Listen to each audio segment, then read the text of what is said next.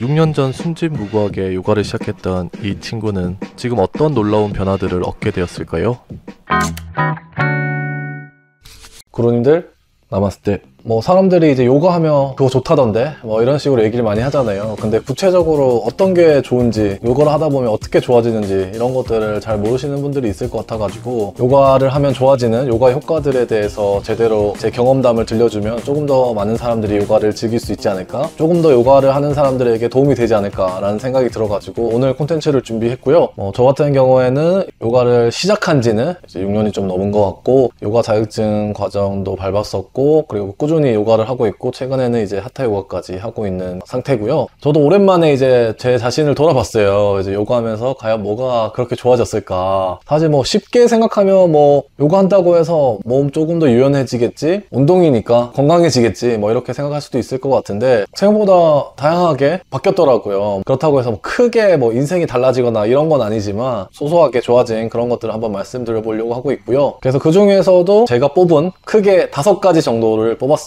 그래서 요가를 하면 좋아지는 5가지에 대해서 말씀드려보도록 하겠습니다.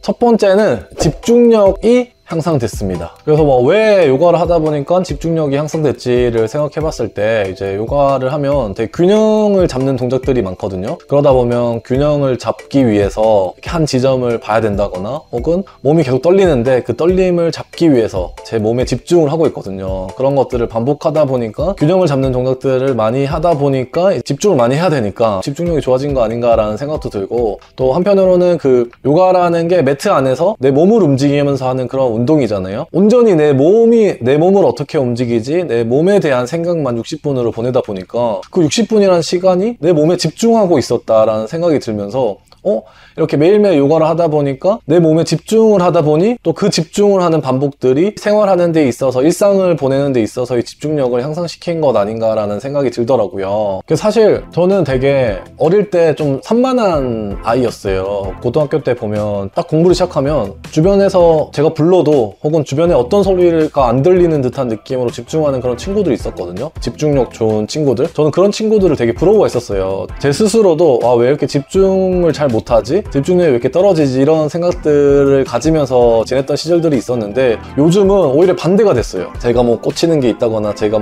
관심 가져지는 부분이 생기면 정말 주변에서 뭐라 하는지가 안 들릴 정도로 집중하고 있는 제 모습이 발견될 때가 있고, 책을 읽는다거나 대화를 하는데도 거기에 엄청 집중되어 있어서 온전히 빠져 있어요. 그래서 그런 제 모습을 보면 되게 신기하기도 하고, 진짜 산만한 아이였는데 아직 부족하지만 좀 집중력이 생겼네 정도의 어떤 생각이 드는 그런 순간들이었고, 그리고 이제 요가를 하잖아요. 요가 할 때도 그런 걸 많이 느껴요. 주변에 요가 강사님들도 저를 티칭해 주거나 할 때 저희 장점을 되게 집중을 잘한다 이런 얘기들을 해주셨거든요. 그게 무슨 말인지 고민을 해봤을 때, 생각해보면 되게 요가에 잘 빠져들어요. 이렇게 요가 시작하고 나서부터 끝날 때까지 어떻게 이렇게 시간이 빨리 지나갔지라고 생각이 들 정도로 집중력이 향상돼서 요가에 빠져서 집중할 때가 있는데, 그럴 때 보면 제 집중력이 향상된 것 같다라는 생각이 들고, 더군다나 혼자 이렇게 요즘 야외 요가를 하러 다니잖아요. 혼자 요가를 해보면 확 느껴요.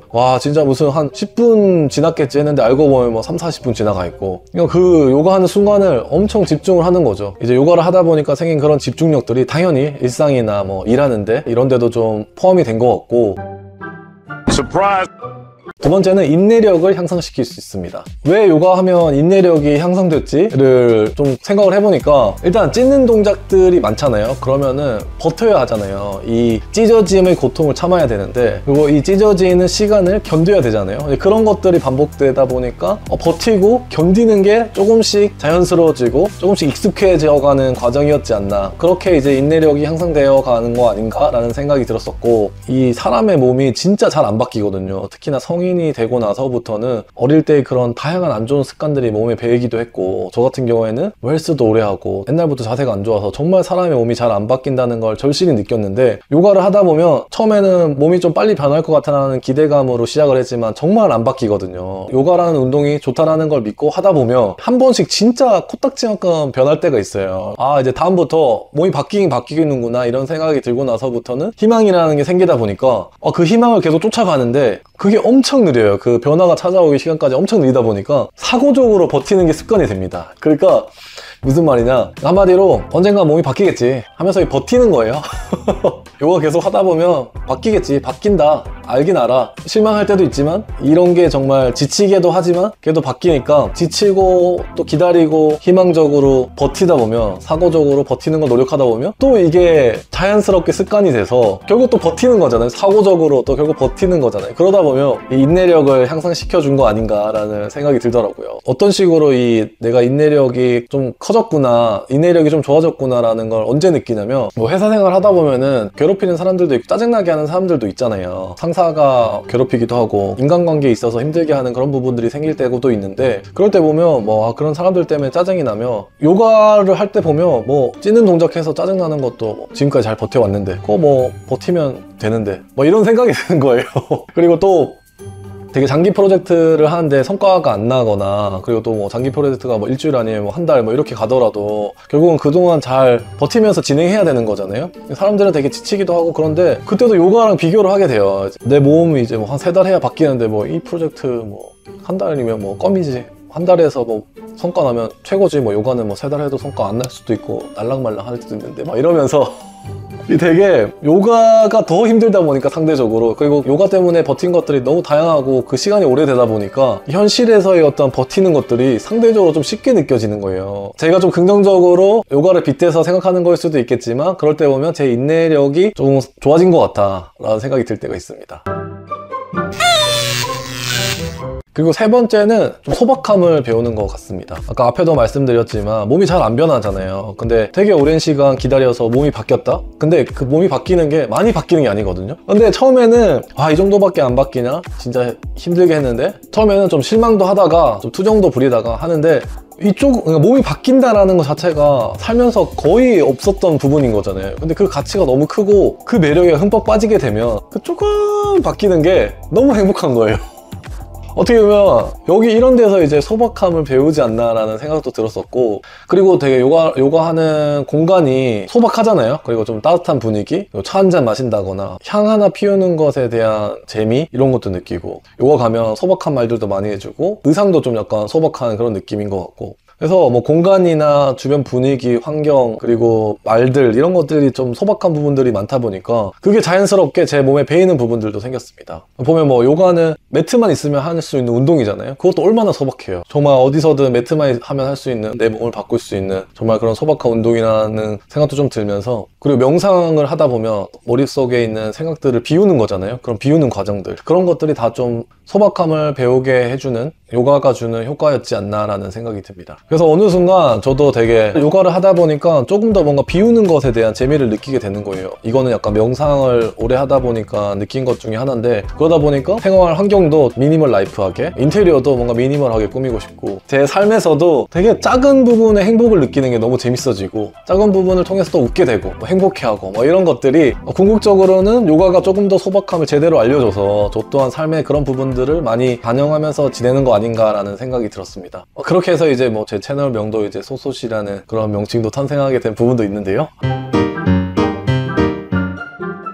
그리고 네 번째는 몸이 가벼워집니다. 예전에 저는 헬스도 되게 오래 했었고 항상 몸이 좀 무거웠거든요. 근육을 계속 키우는 운동이다 보니까. 그리고 회사 왔을 때는 여러 스트레스라든지 하루 종일 회사에 앉아있고 공간 자체도 사무실이고 이러다 보니까 좀 답답하고 이래서 몸이 무거운 건 당연한 거였어요. 요가를 하다 보니까 점점 몸이 가벼워지는 것에 대한 가치들을 엄청 크게 느끼기 시작했어요. 처음에는 요가 이후에만 몸이 가벼워졌다면, 요가를 하다 보니까 일상이 몸이 가벼운 상태로 계속 지내는 거예요. 아침도 항상 몸이 가볍고 하루 종일이 몸이 가벼운 그 느낌이 너무 좋은 거예요. 생각해보면 그 가벼움의 가치가 인생에서는 아주 중요한 포인트였던 것 같아요. 지금 생각해보면 한 예로 큰 돌을 위아래 좌우로 움직이려고 해도 엄청 움직이기 힘들잖아요. 그 뜻은 곧 변화하기가 되게 힘든 사람이 되는 것 같았어요. 되게 몸이 무겁다는 거. 그게 이제 당연히 육체적으로나 사고적으로 다 영향을 받을 것 같고, 근데 깃털은 되게 가볍잖아요. 위아래 좌우 어떻게든 움직일 수 있고 변화가 쉽고 한편 또 자유롭고, 예를 들면 이런 식의 차이였던 것 같아요. 몸이 무거우면 상대적으로 좀 기존 것들을 고수하고 싶고